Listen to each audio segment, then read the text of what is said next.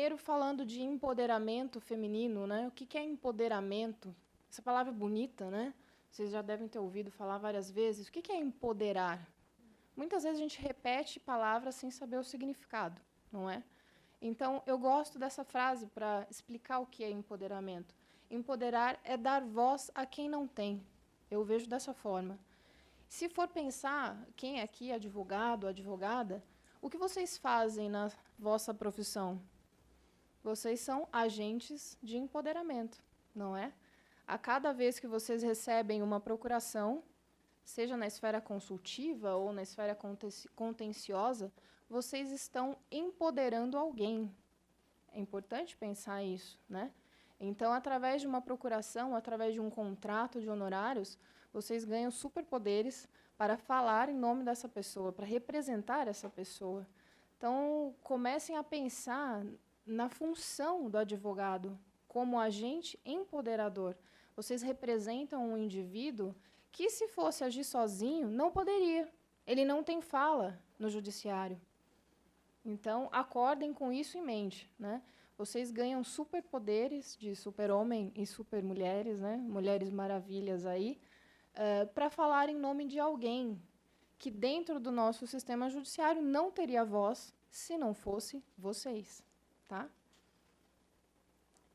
E, pensando nisso, onde será que a gente tem voz? Onde será que nós temos voz? Aqui um pouquinho mais refletindo a situação das mulheres, já que o Vitor me pediu para falar do empoderamento feminino. Então, nós, mulheres, onde será que a gente tem local de fala?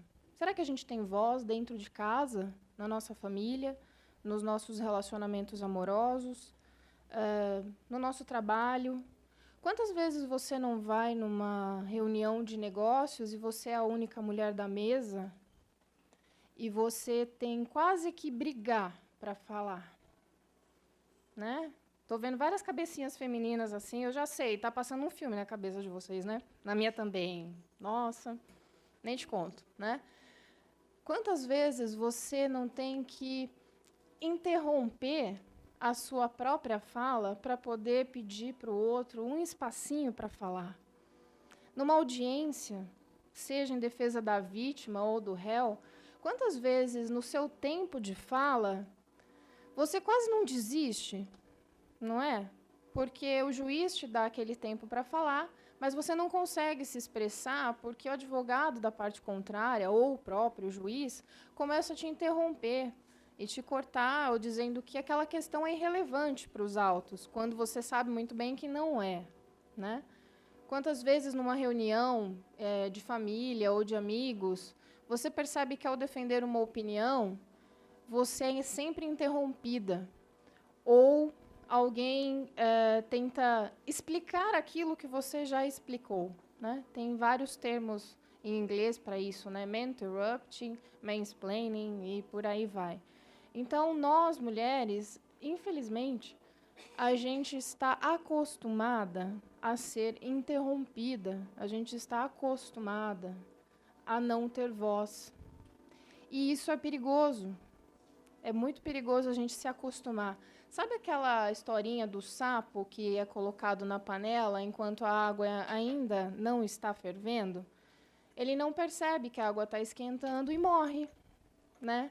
Então, muitas vezes, nós, mulheres, não percebemos que a água está esquentando para o nosso lado. A gente está tão acostumada a essas situações de interrupção de fala, e a interrupção de fala é uma interrupção de expressão. Aqui a fala, não estou dizendo no sentido literal de falar, mas o seu momento de se colocar perante a sociedade, de você se expressar, de você ter uma oportunidade de trabalho e por aí vai.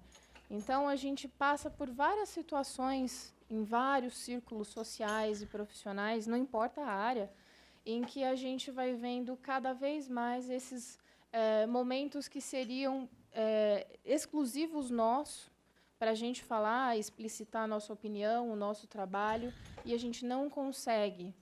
E não estou aqui fazendo vitimismo, não, mas aí você começa a perceber que um outro colega com a mesma qualificação, com o mesmo tempo de profissão, ou até menos, ele consegue se expressar mais, ele consegue mais espaço, ele consegue mais coisas, né? E aí, às vezes, você percebe que, infelizmente, devido ao meio em que se trabalha, pode ser relacionado à condição masculina, né? E nós aqui falando, nós lidamos com uma área que é conservadora, que é o direito, né? E ainda tem uma predominância masculina no judiciário. Nós sabemos disso, que por mais que a gente tenha quase equiparado aí o número de advogadas, não é bem assim em todas as seccionais desse país. E não é muito bem assim no judiciário, né? Então, o judiciário reflete um microcosmos da nossa sociedade. E, infelizmente, a gente tem que estar preparado para lidar com isso. E por que eu estou falando exatamente disso? Porque quando a gente fala que quando conseguimos cada vez mais um espaço de fala, um espaço onde nós possamos mostrar o nosso trabalho, a gente consegue ter cada vez mais equidade. Não é nem igualdade, é equidade. É uma oportunidade a mais para quem tem privilégios de menos. E, nesse ponto, eu coloco vocês para refletirem. Em quantos eventos que vocês vão e vocês contam o número de mulheres presentes? Vocês já pararam para contar isso? Então, como geralmente eu dou muita aula, palestra, eu sempre conto quantas mulheres tem na plateia. E aqui estou bem feliz de ver que está bem equiparado, está bem igualitário, né? Bem homogêneo. E eu fico feliz de ver que aqui na nossa casa e nessa comissão a gente também tem essa equidade. Mas, infelizmente, na área do direito, e principalmente quando a gente associa com tecnologia, não é assim. Então, quem está ingressando aí no ramo do direito eletrônico ou pretende ingressar e é mulher, se prepare, porque a barreira que você tem dentro do direito, você vai ter 2 vezes no ramo do direito eletrônico. Porque dentro da tecnologia é outra área também predominantemente masculina. Então, a gente tem esses 2 universos que se associam e acabam colidindo com isso, né? Então, é uma barreira a ser ultrapassada e a gente precisa disso também. Falando de lugar de fala, de espaço de fala, a internet veio aí para facilitar um pouco a nossa vida.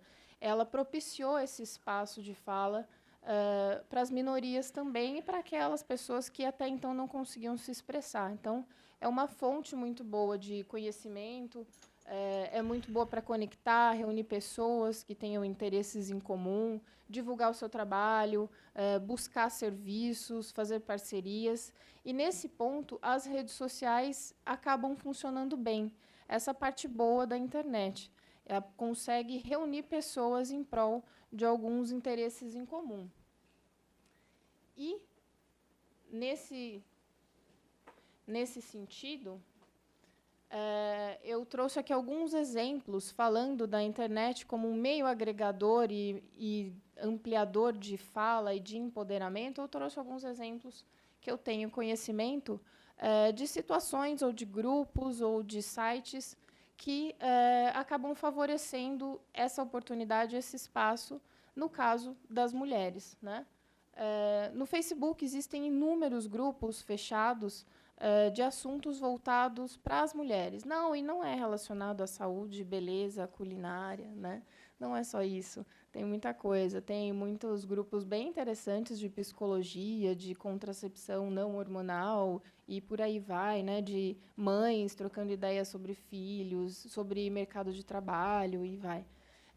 Num desses grupos me veio uma situação de uma moça, esse é um dos casos que eu vou citar rapidamente o exemplo para vocês, para a gente ver aquela coisa assim de internet do tipo, não tem nada, não vai gerar em nada eu ter participado de um grupo aqui que fica à disposição para auxiliar alguém quando precisa, né, um grupo de voluntariado e tal. O que isso vai trazer de reflexo na minha vida real? Então, aí eu trago o seguinte caso para vocês. Num desses grupos que eu participo, de vez em quando dou uma olhadinha, surgiu o caso de uma moça que ela estava em cárcere privado há 3 dias na própria casa dela e do companheiro. Ele havia trancado ela em casa e ele desligava o roteador em alguns momentos específicos, então ela não conseguia se conectar à internet. e ela sofria violência física dele, né? Ela acabava apanhando e ela não conseguia sair de casa porque ela estava trancada há 3 dias. Num desses momentos em que ele ligou para uso dele, o roteador e o Wi-Fi, ela conseguiu, com um pouquinho de bateria do celular, acessar esse grupo do qual eu também faço parte.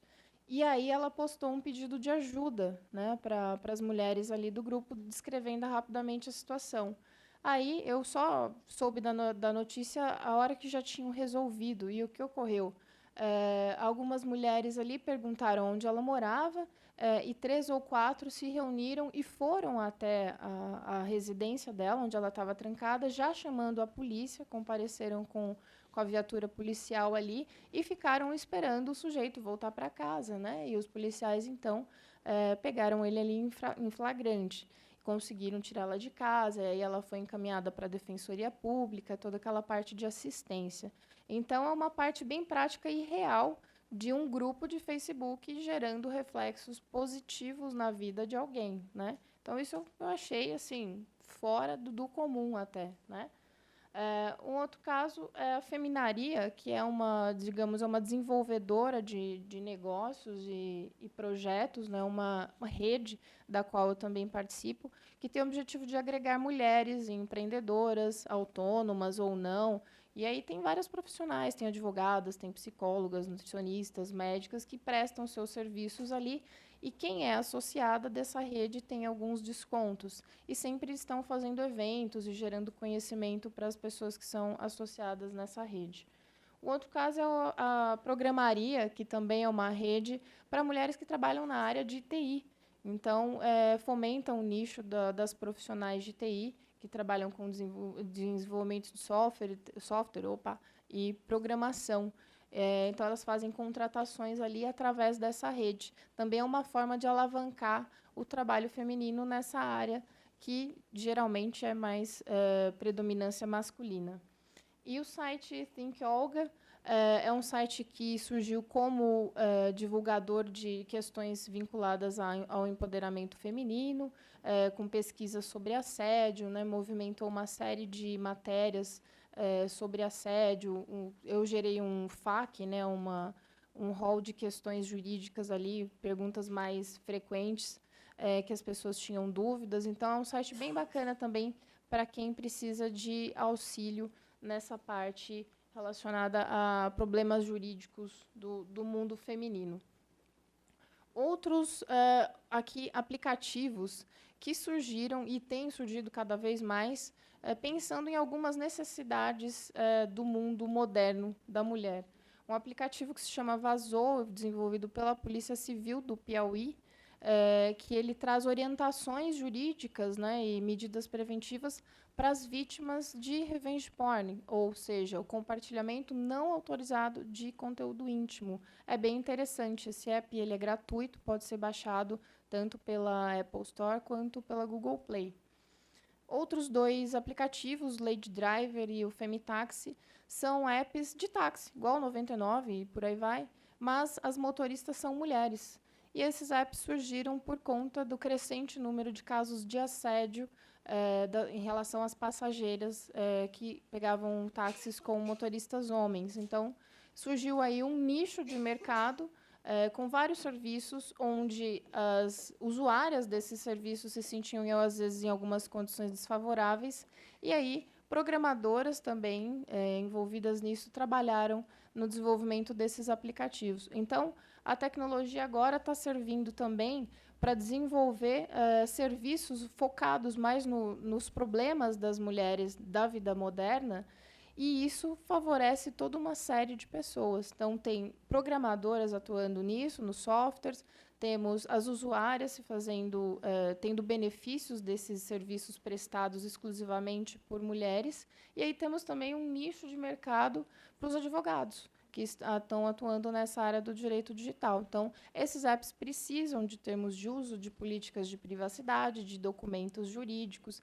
Então, há uma gama de serviços novos surgindo no mercado, visando a mulher, seja em que ponto ela está da relação de serviço, como fornecedora ou prestadora, e aí o advogado também pode atuar nessa questão.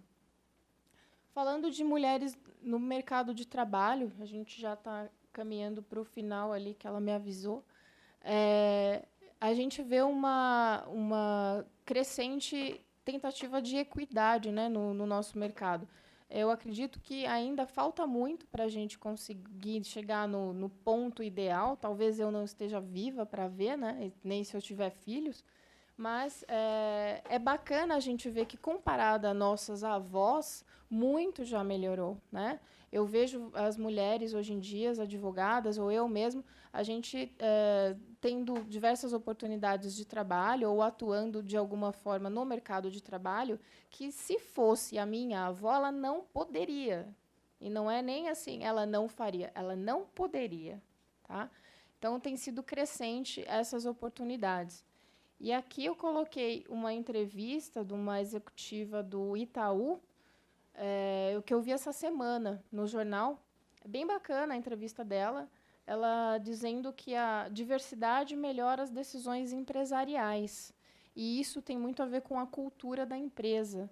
Para a gente propiciar uma diversidade dentro da empresa, a gente precisa dar oportunidades diferentes, né? Então, oportunidades de trabalho para pessoas que não têm tantos privilégios. Então, mulheres, negros, pessoal que mora mais afastado, periferia, a minoria LGBT. Então, sempre que a gente tem uma diversidade de pensamento dentro da empresa, a gente consegue uma convivência melhor, obviamente, se todo mundo tiver ali tolerância e souber respeitar. Por quê? Com mais cabeças diferentes e formas de pensamentos diferentes, a gente consegue chegando num consenso e aumentando esse nível de equidade. E aí, já fechando, eu gosto dessa figurinha aqui. Muitos de vocês já devem ter visto passeando por aí. Eu uso bastante para explicar o que é igualdade e equidade, ou a diferença que tem entre igualdade e justiça, ou direito e justiça, né? Muitas vezes a gente está na situação de igualdade, aqui na caixinha do lado esquerdo, né? Os três meninos ali vêm do jogo de futebol com a caixa do mesmo tamanho. Então, isso seria igualdade. Todos têm a mesma condição. Só que, devido a situações diferentes da vida deles, o tamanho, no caso, eles não conseguem ter a visão do campo. Aí está um exemplo que a igualdade não serve para nada, né? Se você substituir direito aqui, também você vai ver a mesma situação, né? A gente aprende na faculdade algumas coisas maravilhosas em que você coloca o direito do lado esquerdo e a justiça do lado direito, você não consegue resolver, né? Porque muitas vezes a lei diz uma coisa, mas se você for aplicar a lei exatamente como ela tem que ser aplicada, sem fazer a parametrização da realidade, você não vai conseguir alcançar um resultado justo. Então, direito e justiça não são a mesma coisa. E aí, do nosso lado direito ali, a gente tem a equidade. Devido a situações diferentes, a condições diferentes, a gente coloca oportunidades diferentes. Então, seria essa uma maneira da gente tentar equalizar essas diferenças que temos no mercado de trabalho quando a gente fala de gênero, né? Homens e mulheres. Então, sempre em que há minorias, em que há diferentes parcelas da população com condições diferentes de vida, de histórico profissional, você precisa estudar o que essa parcela da população precisa para chegar ao mesmo nível de igualdade do outro. Não adianta nada alguém que tem privilégios e alguém que não tem terem os mesmos benefícios, porque aquele que não tem esses privilégios, ele vai continuar numa situação de desnível. Então, aí a gente tem a ver muito com a conscientização, né, uma mudança de comportamento mesmo das pessoas, tentar entender a situação do outro, que já vem nessa condição desfavorável, seja por gênero, raça, orientação sexual, condição financeira. Uma questão de cultura de empresa, de também tentar favorecer essas situações, proporcionar condições, e nós também, como seres humanos ali, a gente fazer jus a isso, sermos agentes de empoderamento. E, para fechar, eu gosto dessa frase que a vida inteira eu achei que era do Voltaire, né? E mais foi uma frustração saber que não era. Então, vamos dar os devidos créditos, falando em empoderamento. Essa frase não é do Voltaire, e todo mundo já deve ter visto essa frase rodando nos cursos de direito, né? Ela é da Evelyn Beatrice Hall, que foi biógrafa do Voltaire e de vários outros pensadores da época do Iluminismo. E, obviamente, por toda essa condição de apagamento feminino na história do mundo, muitas frases delas foram atribuídas a pensadores iluministas. Essa é uma. Então, vamos fazer jus a ela. E eu gosto muito dessa frase, acho que ela tem muito a ver conosco, com quem é advogado, e tem muito a ver com o tema e com esse evento, né? Posso não concordar com o que você diz, mas defenderei até a morte o seu direito de dizê-lo. Ou seja, podemos não concordar com a ideia do nosso cliente, com a ideia do nosso colega de trabalho, da nossa família, né, do outro. Posso não ter a mesma opinião que o outro, mas eu, como advogado ou como um agente de empoderamento dentro da sociedade, eu vou defender, eu vou trabalhar até onde eu puder para você exercer o seu direito, para você exercer o seu papel como cidadão, favorecendo aí as oportunidades de equidade, ok? Era isso que eu previ para pincelar rapidamente para vocês. Espero que tenha atendido as expectativas e eu fico aí à disposição para quem tiver perguntas para a gente conversar. Obrigada.